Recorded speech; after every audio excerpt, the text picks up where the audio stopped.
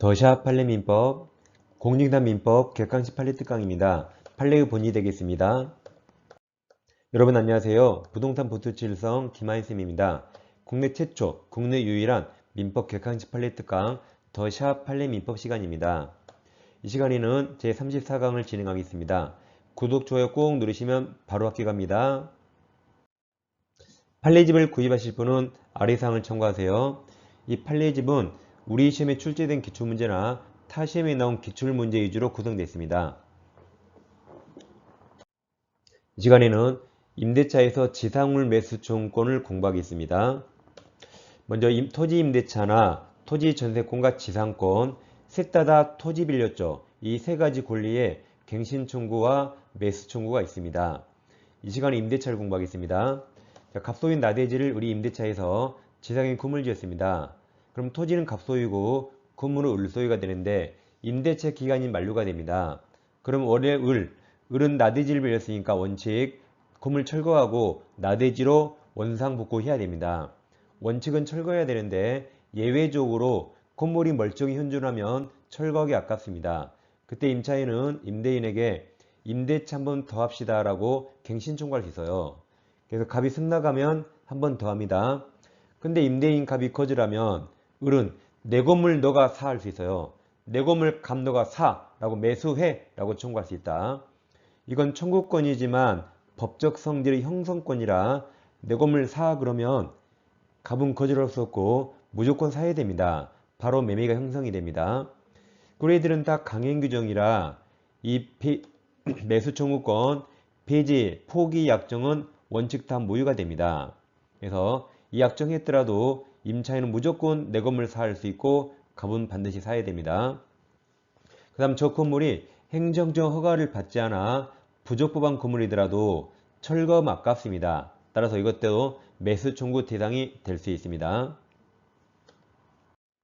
자, 그리고 이 건물 매수 청구는 당연히 건물 소유자만 내 건물 사라고 청구할 수 있고, 만약 을이 제3자에게 건물을 팔면 그때는 매수 청구 못합니다. 소유자만 할 수 있어요.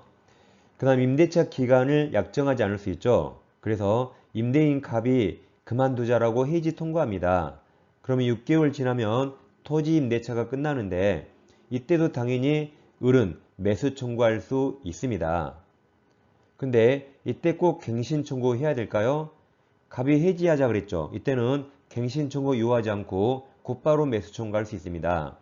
즉 갱신 청구권 유무에 불구하고 매수 청구권 행사할 수 있습니다. 이어서 자, 건물의 소유권 보존 등기하면 토지 임대차가 대항력이 생기죠. 이게 622조고 지난 시간에 공부했습니다.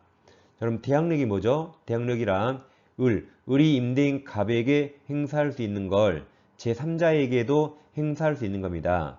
따라서 갑이 병에게 토지를 팔아서 등기하면 을은 갑에게 매수 청구할 수 있죠. 그럼 이제 제3자 병에게도 매수 청구할 수 있습니다.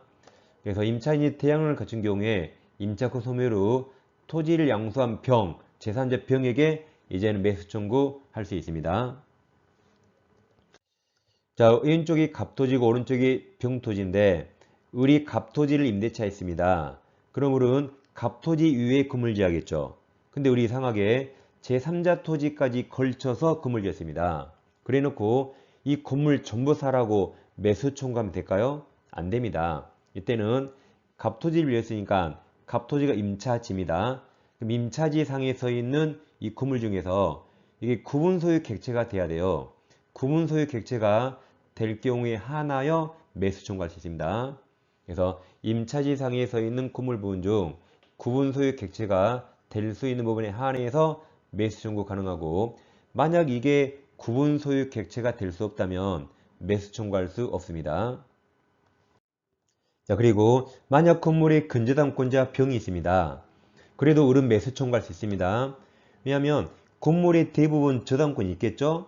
따라서 저당권이 있더라도 을은 내 건물 사라고 매수 청구할 수 있고, 이건 이미 우리 시험에 나왔는데 그럼 매매 가격이 얼마일 것인가, 이게 아직 시험에 안 나왔습니다. 만약 건물 시가가 10억이고 병 채권액이 4억이에요. 그럼 매매 가격은 시가 10억일까요? 아니면 10억에서 채권액 4억을 공제한 6억일까요? 자, 지금 누가 비용액에 돈 빌렸죠? 건물 소유자 을이 빌렸으니까 을이 채무자고 을이 4억을 갚아야 됩니다. 그래서 값은 시가 10억이 삽니다. 그래서 매매 가격은 10억입니다. 왜냐하면 을이 병에게 돈 빌렸죠. 그럼 채무자는 을입니다. 저당권자 병 허락 없이 채무자를 갑으로 변경할 수 없어요. 그래서 을이 채무자라 을이 병에게 4억을 갚으니까 갑은 시가 10억이 사는 겁니다. 그래서 건물 매수 가격은 시가 상당액 10억을 의미하고 여기 10억에서 근저당권의 채권 최고액이나 피담은 채권액 4억을 공제한 금액 6억을 정할 것이 아닙니다. 자, 이제 150페이지 4번 문제 풀겠습니다. 토지 임차인의 지상물 매수 조건에 설명 중 판례와 다른 겁니다. 1번 지상 건물이 객관적으로 경제적 가치가 없거나 임대인에게 소용이 없어도 토지 임차인은 지상물 매수 조건권 행사할 수 있습니다. 가치가 없으면 싸게 사면 되죠. 자, 2번 지상물 매수 조건권 상대방은 임차권 소멸당 시의 토지 소유자 임대인 맞습니다. 네, 2번과 3번을 묶으세요. 자, 3번 건물 소유를 목적으로 한 토지 임차인은 그 임차권이 대항력에 동남쳐요. 대항력이 있는 경우라면 임대차 계약 종료 후 임대인으로부터 토지를 취득한 토지 양수인 제3자에게 매수 조건권 행사할 수 있습니다. 아까 대항력이 뭐였죠? 임대인에게 행사할 수 있는 걸 제3자에게 행사할 수 있다. 그래서 임차권이 대항력이 있으니까 토지 양수인 제3자에게 행사할 수 있습니다. 답은 3번입니다. 4번 매수 청구 대상이 되는 지상물은 임대인 동의 얻어 신축한 것에 한하지 않습니다. 임대인 동의는 부속물에 나와요. 5번 비록 행정관청에 허가를 받은 적법한 건물이 아니더라도 철거 아깝습니다. 따라서 임차인의 건물 매수 조건권 대상이 될 수 있습니다. 정답은 3번이 되겠습니다. 자, 이어서 5번입니다. 을은 갑소유 토지 동남쳐요. 갑소유 토지를 건물을 건립할 목적으로 임차한 후 건물을 신축하였다. 을 건물이죠. 자, 판례에 의할 경우 틀린 겁니다. 1번 을이 지상 건물 소유권을 타인에게 이전한 경우 그럼 더 이상 을은 건물 소유자 아닙니다. 따라서 을은 지상물 매수 조건권 이전에 행사할 수 없습니다. 그래서 지상물 매수 조건권은 건물 소유자만 행사할 수 있다고 방금 공부했습니다. 자, 2번 갑과 을이 기간 정함이 없는 임대차 계약을 체결하고 가부자 해지 통고에 동남쳐요. 해지 통고에서 토지 임차권을 소멸한 경우 을은 먼저 갱신 청구권을 행사하여 갑이 거절한 경우에 하나여가 틀렸죠? 을은 갱신 청구할 필요 없습니다. 그래서 이 경우에 하나잖아요. 그래서 갱신 청구 유무에 불구하고 바로 지상물 매수 조건권 행사할 수 있습니다. 갱신 청구 유하잖아요. 정답은 2번입니다.